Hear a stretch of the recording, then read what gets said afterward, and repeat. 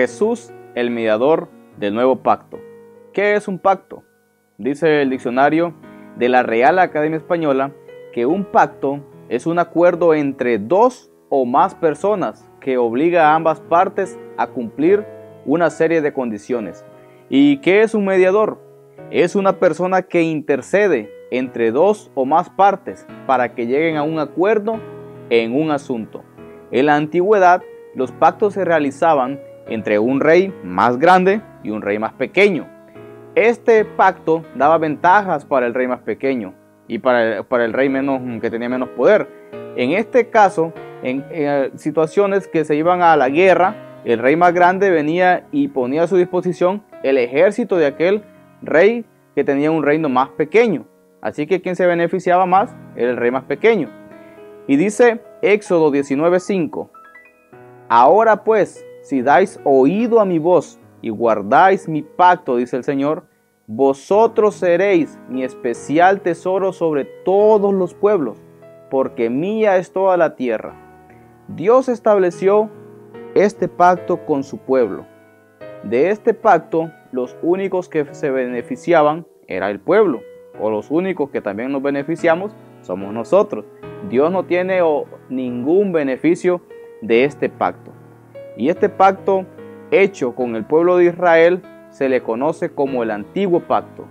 Así que, bienvenido. Comenzamos el estudio de esta lección titulado Jesús, el mediador del nuevo pacto.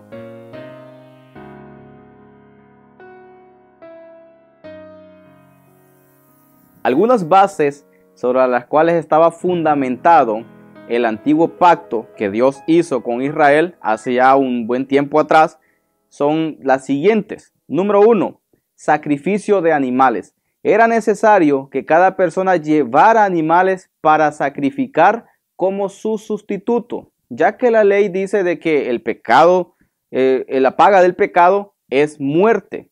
Entonces es necesario dar ese pago. Por eso las personas llevaban un animal para morir en su lugar. Número 2, la sangre de animales. La sangre que se recolectaba de cada animal que era sacrificado era llevado dentro del santuario y rociado o esparcido de esta manera. Llevaban como un recipiente y la sangre era aspersada o rociada dentro del santuario. Número 3, el santuario era aquí en la tierra. Dios le ordenó a Moisés que construyera un santuario como el que le mostró en visión. Esa era como una maqueta, una copia o una representación del verdadero tabernáculo que está allá en el cielo. Número 4, los sacrificios debían hacerse diarios. Cada día era necesario sacrificar animales. También habían otras ceremonias especiales donde se hacían sacrificios, ciertas cantidades de tiempo. Número 5, las promesas eran para cumplirse aquí en la tierra. Por ejemplo, cuando Dios liberó al pueblo de Israel de la esclavitud allá en Egipto, les dijo de que los estaba liberando para darles una tierra nueva, que era la Canaán. Era la tierra que Dios le iba a dar por herencia al pueblo de Israel. Y también les prometió ser su pueblo especial aquí en la tierra. Y número 6, los que intercedían o los sacerdotes eran humanos. Aarón fue el primero. Él fue el que comenzó con este linaje de sacerdotes. Pero nosotros sabemos que todos los humanos necesitamos Salvador. Todos los humanos somos pecadores, sin excepción de nadie. En este caso podemos mencionar algo que realizó Aarón. Y es que en Éxodo 32, en la rebelión o en la adoración del becerro de oro, vemos que quien construyó ese becerro fue el propio Aarón. Aarón fue el que mandó al pueblo y dijo: vamos, Israel, ahí están tus dioses, vamos a adorarle, vamos a servirle. Así que Aarón, no hay duda alguna de que él también necesitaba un Salvador, alguien que le pudiera ayudar. Ahora, luego de Aarón siguieron sus descendientes, sus hijos, y así sucesivamente. Este linaje de sacerdotes se estableció por los levitas, que eran los que realizaban esta actividad de mediar entre Dios y los hombres. Ya en el nuevo pacto que nosotros estamos viviendo, porque el antiguo pacto o lo que vivió el pueblo de Israel era un anticipo, algo que señalaba a lo que iba a ocurrir en el futuro. Nosotros que estamos viviendo en el nuevo pacto somos parte de ese futuro, el que señalaba el antiguo pacto. ¿Por qué es necesario? Alguien puede preguntarse, un nuevo pacto. Pues es sencillo, no es porque el nuevo pacto tuviera problemas, no. El problema fue Israel. Ellos fueron los que rechazaron el pacto. Entonces Dios tiene que buscar restaurar ese pacto nuevamente con la humanidad, porque Dios el objetivo de la humanidad que quiere hacer con la humanidad es salvarnos. Dios quiere salvarle a usted y quiere salvarme a mí. Así que cuando aquellos rechazan el pacto, entonces Dios viene y lo quiere establecer con nosotros. Y ese es un detalle importante. El pacto antiguo primero fue realizado solamente con el pueblo de Israel. Pero ahora nosotros tenemos este nuevo pacto que no importa de qué país seamos, no importa de qué nacionalidad seamos, de qué raza, de qué color de piel, eso no importa. El pacto viene para toda la humanidad, está a nuestro alcance. El objetivo de Dios con Israel era alcanzar a toda la humanidad, pero ellos lo desecharon. Cuando vino el Mesías lo rechazaron, por lo cual ahora ese pacto viene directamente a nosotros. Nosotros también podemos ser partícipes. Y vean que dice Hebreos 7:11. Hebreos 7:11 nos dice, si pues la perfección fuera por el sacerdocio levítico, bajo el cual recibió el pueblo la ley, o sea, si el pacto antiguo fuera perfecto, dice ahora, ¿qué necesidad habría de que se levantara otro sacerdote según el orden de Melquisedec y que no fuera llamado según el orden de Aarón? ¿Qué necesidad hubiera? Si el pacto hecho con Israel hubiese sido perfecto, según sus bases, ¿qué necesidad hubiera de un nuevo pacto? ¿Qué necesidad hubiese de un mediador que venga por el orden de Melquisedec y no por el orden de Aarón? Pues la diferencia es que el antiguo pacto no podía ofrecer la perfección. Pablo aquí está hablando del sacerdocio de los levitas y su ministerio. Ellos no podían ofrecer la perfección. Los animales o los sacrificios ofrecidos por ellos no podían purificar verdaderamente la vida. Tampoco daban acceso a Dios. Los israelitas sabían que todo el servicio del santuario, los sacrificios, señalaba o apuntaban a Jesús, el Cordero de Dios, que quita el pecado del mundo, como el cumplimiento. Por eso, su fe debía estar puesta en el futuro. Su fe debía estar puesta en Jesús. Así como nosotros hoy en día, nuestra fe debe estar puesta en Jesús. ¿Está su fe puesta en Jesús? Ahora, ¿por qué Jesús? Alguien puede preguntarse eso. ¿Por qué Jesús? ¿Qué hizo Jesús para ser el mediador del pacto? Jesús se ganó este derecho de ser el mediador del pacto porque Él fue quien vino aquí a la tierra. Jesús, teniendo allá la forma de Dios, se hizo hombre, dice la Biblia, que vino aquí a la tierra para vivir la vida perfecta que usted y yo no podemos vivir, como la ley lo manda. Porque la ley dice o especificaba que cada vez que iba a presentarse un animalito en sacrificio, un cordero en sacrificio, ese cordero no debía tener ningún defecto, ni siquiera ninguna mancha. Eso especificaba que para nosotros poder pagar el precio de que demanda la ley, debíamos presentarnos también perfectos, sin defectos, y obviamente no lo podemos hacer. Así que Jesús fue quien vino aquí a vivir esa vida perfecta en su lugar y en mi lugar. Y no solamente vivió la vida perfecta, sino que también Él se presentó como sacrificio y Él tomó nuestro lugar, murió. Así que Jesús cumplió eso y por eso se pudo presentar como nuestro sustituto. Jesús no necesitaba un Salvador, mientras que los sacerdotes sí lo necesitaban, porque los sacerdotes eran pecadores, pero Jesús no. Él no necesitaba un Salvador. Es decir, que mediante la muerte de Jesús, la pena de muerte hacia usted y hacia mí fue cancelada. Y hoy es posible un pacto con mejores condiciones para nosotros. Claro, nosotros podemos gozar de este beneficio solamente si hemos aceptado a Jesús como nuestro sustituto. quiero invitarles a que leamos Hebreos 8:6. Hebreos 8:6. Dice el versículo 6. Pero ahora, tanto mejor ministerio es el suyo, cuanto es mediador de un mejor pacto, establecido, dice aquí, sobre mejores promesas. Este texto, hablando de Jesús, nos dice que su ministerio es mejor que el de los levitas, que este pacto es mejor y que tiene todavía mejores promesas. Y dice Hebreos 7:17. Hebreos 7:17. Usted tiene su Biblia ahí, puede leerlos también.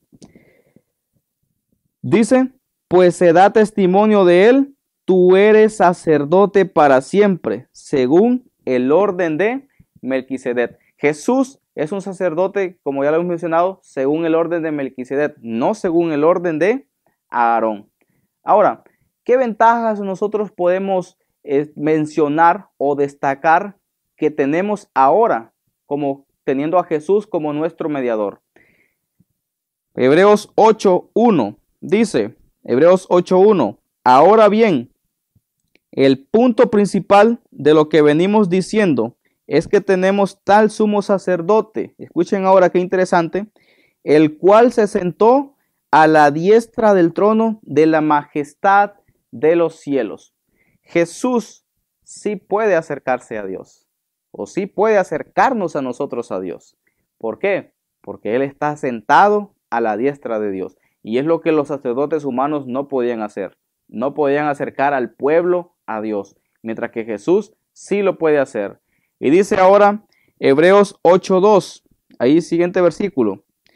Él es ministro del santuario, hablando de Jesús, y de aquel, escuche, verdadero tabernáculo que levantó el Señor y no el hombre. Jesús no ministra en un santuario aquí en la tierra, en un santuario hecho por hombres. Jesús ministra en el verdadero santuario, en aquel santuario que en algún momento Moisés mostró y que recibió las instrucciones para hacer como una copia en miniatura aquí en la tierra. Jesús está allá en el cielo, en ese verdadero santuario, hecho por Dios mismo. Y dice el versículo 3 en adelante, Hebreos 8:3 en adelante dice, todo sumo sacerdote está constituido para presentar ofrendas y sacrificios, por lo cual, escucha ahora, es necesario que también éste tenga algo que ofrecer. ¿Y saben qué es lo interesante? Jesús no presentó un cordero como sacrificio. Jesús se presentó a sí mismo. Jesús se presentó a sí mismo como sacrificio. Ofreció su propia sangre para limpiarnos de nuestros pecados, para pagar ese precio, esa deuda que nosotros teníamos. Dice el versículo 4, así que estuviera sobre la tierra, ni siquiera sería sacerdote, habiendo aún sacerdotes que presentan las ofrendas según la ley. Estos sirven a lo que es figura y sombra de las cosas celestiales, como se le advirtió a Moisés cuando iba a erigir el tabernáculo, diciéndole, mira, haz todas las cosas conforme al modelo que se te ha mostrado en el monte. Y dice el 6, pero ahora tanto mejor ministerio es el suyo, cuanto es mediador de un mejor pacto establecido sobre mejores promesas. Es decir, ya no hay necesidad de sacerdotes humanos. Ya no hay necesidad de ofrecer sacrificios. Todo eso quedó acabado. Cuando escuchamos decir que la ley está abolida, pues se refiere a esa ley, a esas leyes ceremoniales que demandaban realizar sacrificios diarios, presentarlos como sustitutos nuestros. Esas leyes ya están abolidas y claramente la palabra de Dios nos dice que ya no es necesario totalmente ninguna de esas cosas y que tenemos a Jesús obrando en nuestro lugar. Y ahora, quiero que podamos ver en una tabla comparativa las diferencias del antiguo pacto y el nuevo pacto.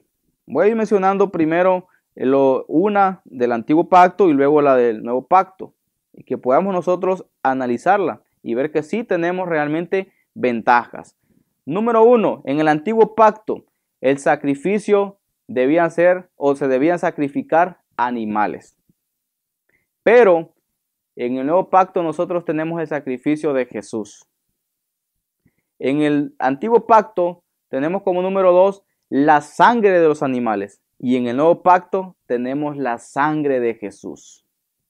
En el antiguo pacto teníamos el santuario aquí en la tierra, aquella copia que Moisés realizó de la visión que Dios le mostró del santuario verdadero allá en el cielo. Y en el nuevo pacto tenemos el santuario celestial, el verdadero tabernáculo. Y en el antiguo pacto teníamos sacrificios diarios, pero en el nuevo pacto tenemos un solo sacrificio. Es decir, Jesús se presentó una sola vez y para siempre, ya no es necesario. Y vamos a leer un texto que comprueba esto, que está en Hebreos 9:26.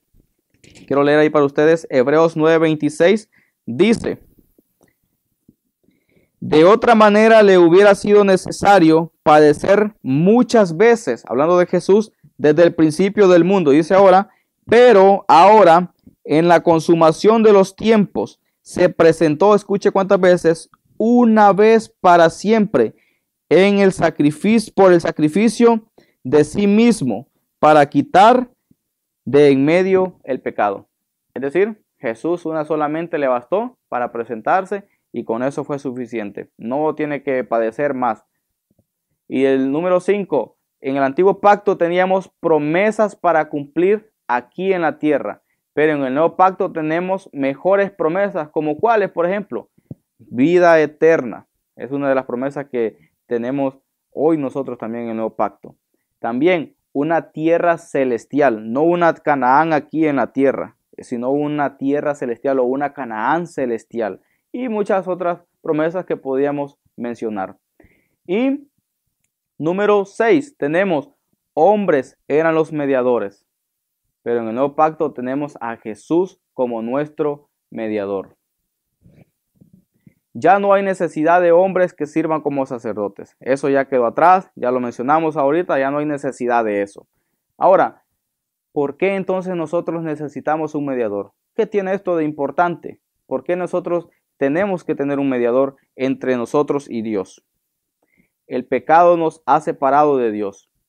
Jesús es el único que puede acercarnos a Él. ¿Por qué Jesús? Porque ya lo mencionamos. Él fue quien hizo los méritos y se ganó, por así decir, ese derecho de presentarnos a nosotros ante el Padre.